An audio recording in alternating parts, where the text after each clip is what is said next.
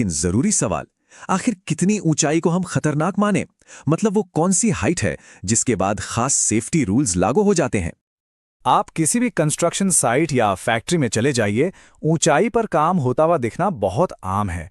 लेकिन ज्यादातर लोग इस बात पर शायद ध्यान नहीं देते कि सेफ्टी के जो सख्त नियम हैं वो कितनी कम हाइट से ही शुरू हो जाते हैं। जवाब आपको शायद चौंका दे। वो हाइट है सिर्फ 1.8 मीटर, यानी लगभग 6 फीट। जी हाँ, सिर्फ 6 फीट की ऊंचाई से ऊपर कोई भी काम वर्क एट हाइट कहलाता है। सुनने में ये बहुत ज्यादा नहीं लगता है ना, लेकिन सेफ्टी के सारे नियम यहीं से शुरू हो जाते हैं।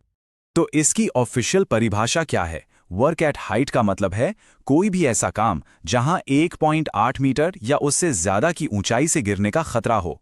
अब चाहे वो सीढ़ी पर हो, किसी मचान पर, छत पर या फिर स्टील के किसी स्ट्रक्चर पर, ये सब इसी कैटेगरी में आता है। और इसी परिभाषा के आधार पर सेफ्टी प्लान बनता है ताकि हादसे होने से पहले ही उन्हें रोक लिया जाए। अच्छा, तो अब जब ये साफ हो गया है कि हम किस ऊंचाई की बात कर रहे हैं, तो चलिए इसके खतरों को समझते हैं।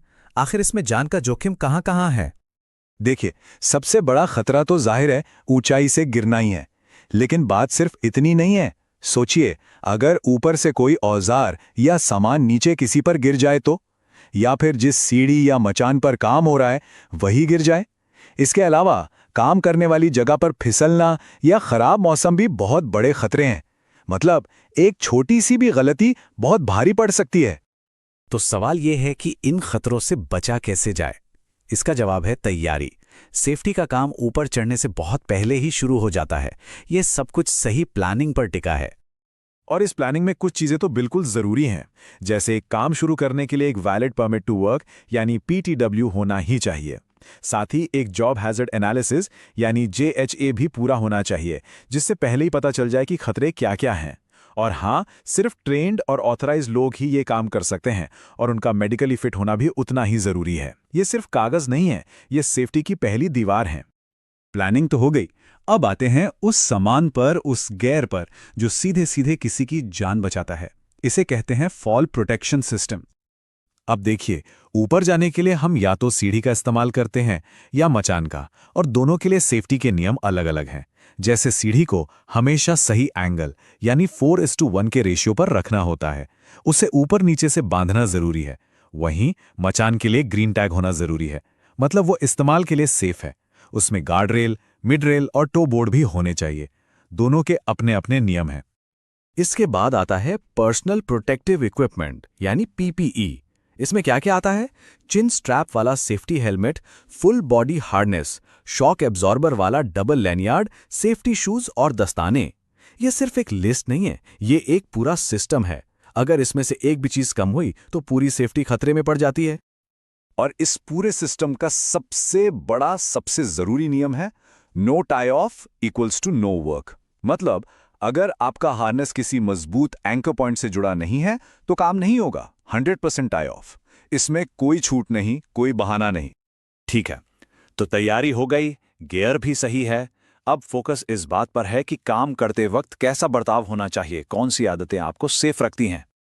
चलिए देखते हैं क्या करना है और क्या बिल्कुल नहीं करना है। हमेशा वैलिड परमिट के साथ ही काम करें। मौसम कैसा है ये जरूर चेक करें।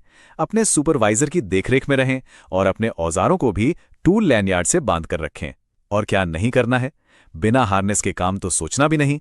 गार्ड रेल कभी नहीं हटाने हैं। काम की जगह पर कोई मजाक मस्ती नहीं, और ऊपर से कोई भी सामान नीचे नहीं फेंकना है। ये बहुत सिंपल लेकिन जान बचाने वाले नियम हैं। नियम तो बना दिए, लेकिन ये पक्का कैसे करें कि सब लोग इन्हें हमेशा मानें? कैसे सेफ्टी को एक आदत बनाया जाए? इसका जवाब है लगातार होने वाले इंस्पेक्शन यानी निरीक्षण। यही वो सेफ्टी नेट है जो नियमों को सिर्फ कागज पर नहीं रहने देता, बल्कि उन्हें वर्क कल्चर का हिस्सा बनाता है। और इंस्पेक्शन भी कई तरह के होते हैं। कुछ रोज होते हैं, कुछ हफ्ते में, तो कुछ महीनों में। कभी कभी किसी खास वजह से भी इंस्पेक्शन होता है, जैसे किसी हादसे के बाद। और फिर लीगल इंस्पेक्शन भी होते हैं। ये सब मिलकर पक्का करते हैं कि खतरों को जल्दी से जल्दी पकड़ लिया जाए। अब ये इंस्पेक्शन होता कैसे है? इसका भी एक पूरा प्रोसेस है।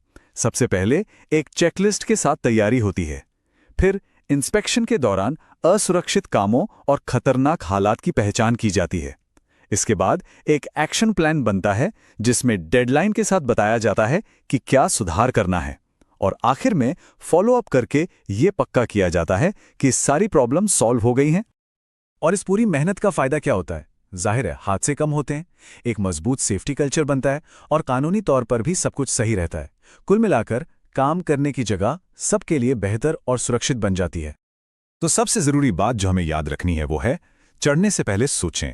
सेफ्टी सिर्फ नियमों की लिस्ट नहीं है, ये एक सोच है, एक आदत है जो हर काम शुरू करने से पहले दिमाग में आनी चाहिए। हमेशा सुरक्षित रहें।